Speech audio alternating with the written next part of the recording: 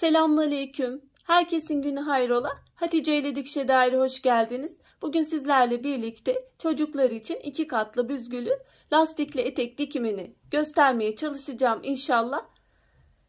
Çalışmaya geçmeden önce kanalıma ücretsiz bir şekilde abone olup yandaki zili de aktif hale getirirseniz yüklediğim tüm videolardan haberdar olabilirsiniz. Ayrıca bizi Instagram'dan Hatice ile hesabından da takip edebilirsiniz. Oradan da isteklerinizi ulaştırabilirsiniz. Elimizden geldiği kadar yardımcı olmaya çalışıyoruz. Şimdi çalışmamıza geçelim. Ben daha önce diktiğim 4 katlı etek dikimi vardı. Ondan kalan kumaşları bu şekilde değerlendireceğim. Tüm kalan kumaşlarım bu şekilde ve küçük parçaları da değerlendireceğim inşallah. Bu şekilde küçük parçalarınız kalmışsa hatta anne kız kombini olarak da düşünebilirsiniz. Ben şöyle kumaş ölçüleriyle başlayalım. 2 katlı yapacağım, büzgülü yapacağım, beli lastikli olacak. Beli lastikli olduğu için de basen ölçüsünü baz alıyoruz. Çocuklarda, büyüklerde fark etmez, yetişkinde de olsa ben çocuklarda daha çok bolluk payı bırakıyorum. Yetişkinlerde +8 bolluk ve dikiş payları bırakıyordum. Ama çocuklarda daha çok bolluk payını bırakıyorum. Eğer tek katlı da yapacaksanız bunun ölçüsünü de neye göre ayarlayabilirsiniz? Basen ve yarısı kadar bir bolluk payı. Basen 50 ise yarısı 25, tek katlılarda 75 santim alabilirsiniz. Kumaş ölçüleriyle başlayalım. Birinci kat için kumaş enim 85 santim olarak aldım.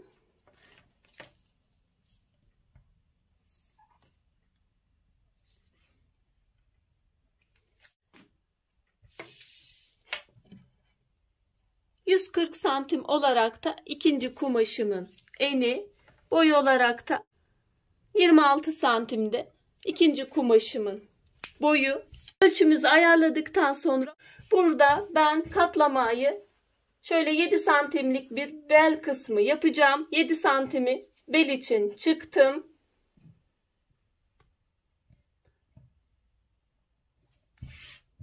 Bel kısmı olacak. Burada da ekleme için 1 santim buradan çıktı. 1 santim buradan çıktı. 2 santimde etek ucunda bir katlama kısmı olacak. Onu da çıktıktan sonra İstediğiniz boyu bu şekilde ayarlayabilirsiniz. Kumaşınızı ona göre ayarlama yapabilirsiniz. Kumaşım bir bütün olduğu için tek taraflı dikiş yapacağım. İlk katı bırakıyoruz. İkinci katın büzgüsünü makinede yapıyoruz. Elde de yapabilirsiniz.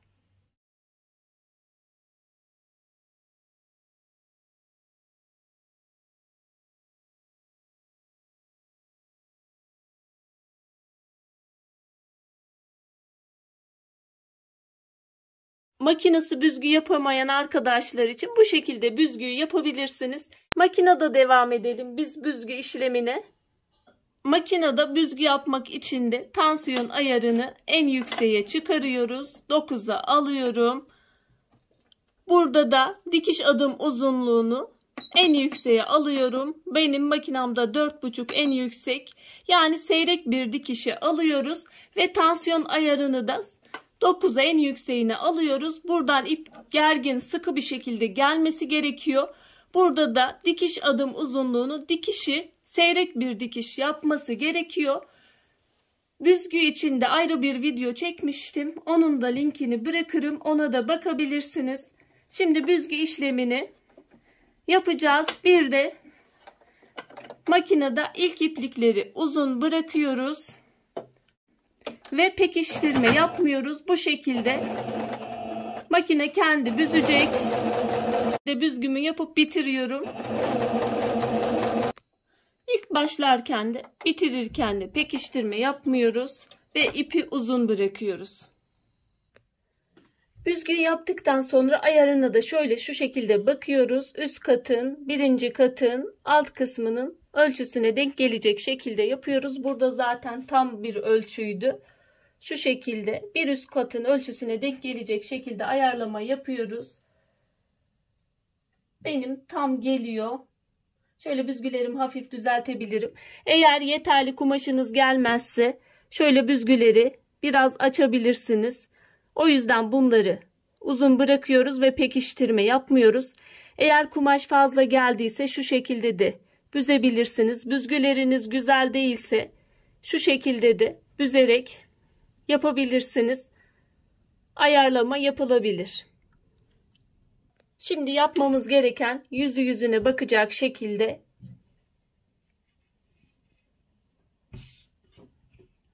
yerleştirip iğneliyoruz.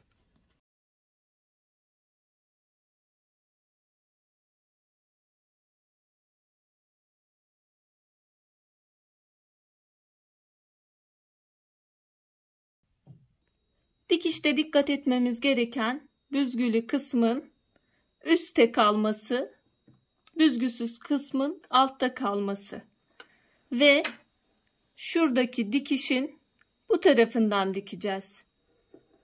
Şu kısımdan dikiyoruz. Bu dikiş gözükmemesi gerekiyor.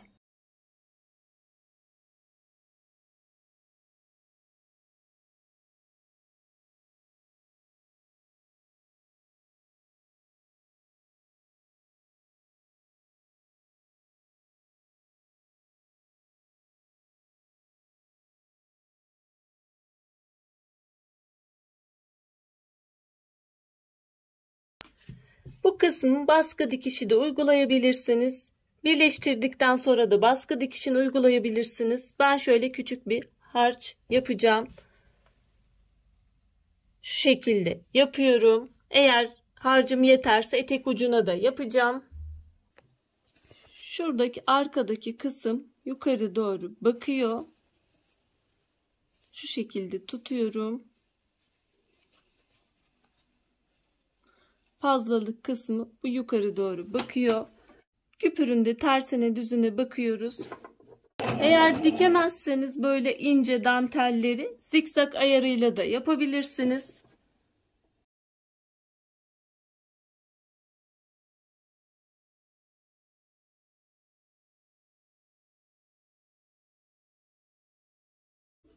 Harcımızı da diktikten sonra şimdi yan kenarın dikişe geçiyoruz. Yüzü yüzüne bakacak şekilde yerleştiriyoruz. Şurada dikişi dikişe denk getiriyoruz.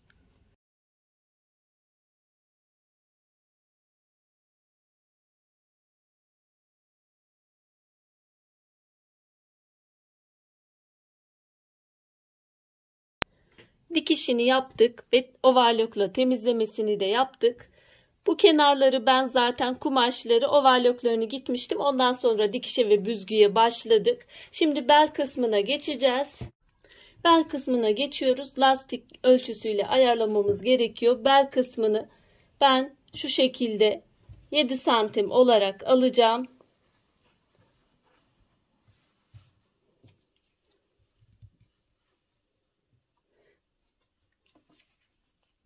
Lastiğim 2 santim olduğu için 7,5 alacağım.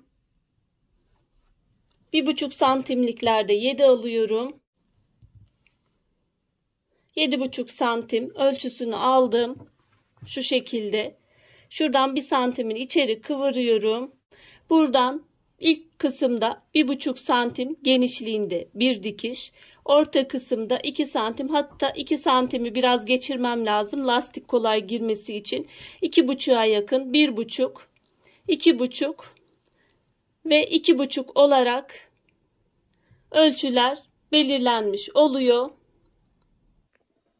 Kanal yaparak lastiğimizi geçireceğiz. 1 santim kıvırma, arkaya kıvırma payını aldım ve 6,5 olarak belirliyorum ölçümü. Tam 6,5. Arka dikişin ortasından başlıyorum.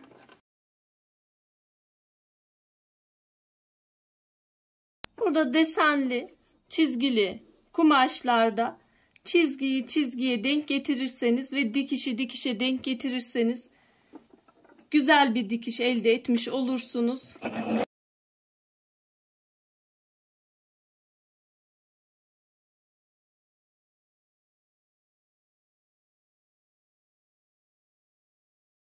Lastik geçirmek için bir kısım bıraktım. İkinci dikişi yapıyoruz. Burada da yine direkt buradan almıyorum. İkincide de lastik geçirmek için bir üst kata lastik geçeceği için Yine boşluk bırakarak başlıyorum. 1,5 santim civarında bir dikiş atacağım.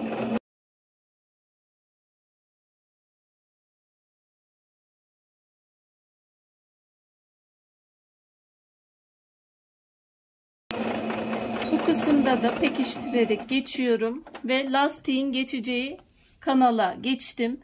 Lastiğin geçeceği kadar bırakıyorum. Burada komple gidebilirim. Kalan kısmı dikiyorum.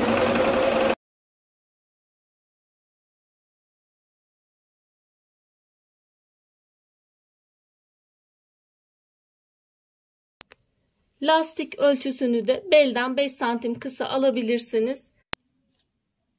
Benim ölçümü isterseniz ben şöyle 48 santim olarak lastik ölçüsünü aldım. Şöyle lastik için kısım bırakmıştık geçirmek için. Firkete iğne yardımıyla lastiğimi takıp geçiriyorum. Birinci kat, şöyle dikişleri de ben göstereyim ama renkli olduğu için çok belli olmuyor. Şuradan bir dikiş yaptık. Şuradan bir dikiş yaptık. Bir de ilk başı dikmiştik. Orta kısma, şu iki kısma geçiriyoruz.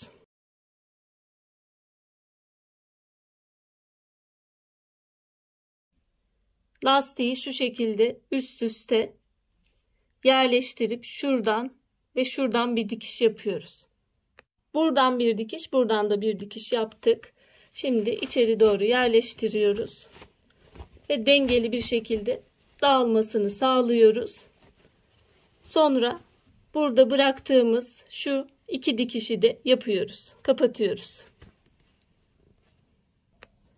Bel kısmını tamamladık. Şu şekilde bel kısmımız oldu. Şimdi etek ucunu da yapıp bitireceğiz. Etek ucunu şöyle, ben zaten ovarlığını gittim. Siz isterseniz şu şekilde bir kıvırın, bir daha kıvırın. Bu şekilde dikebilirsiniz.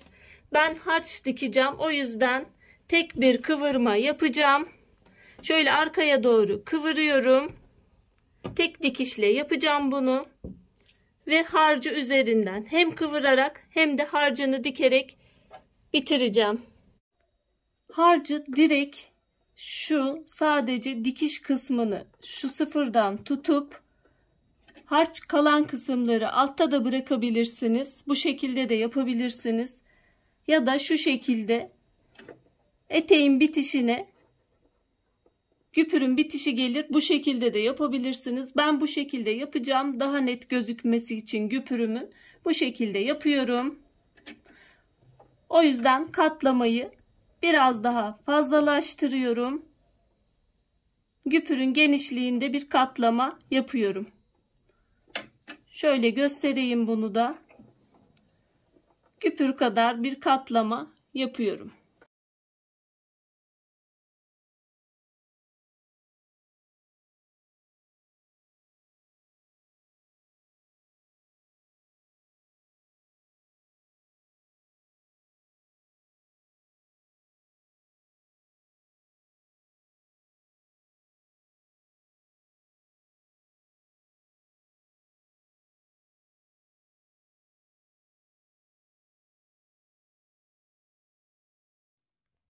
Çalışmayı tamamladım. Etek ucu kısmı da bu şekilde tek bir kıvırma yaptım ve üzerine birlikte kıvırırken güpürünü de dikmiş oldum. Etek boyumuz şu kısım zaten fırfır bel üstü olacak. O kısmı saymıyoruz. Şöyle 38 santim bitmiş haliyle 5-6 yaş için uygundur. Siz zaten kendi çocuğunuza göre boy ölçüsünü belirleyebilirsiniz. Umarım faydalı bir çalışma olmuştur. Yapmak isteyen, denemek isteyen arkadaşlara kolaylıklar diliyorum. Allah'a emanet olun. Hoşça kalın, sağlıcakla kalın.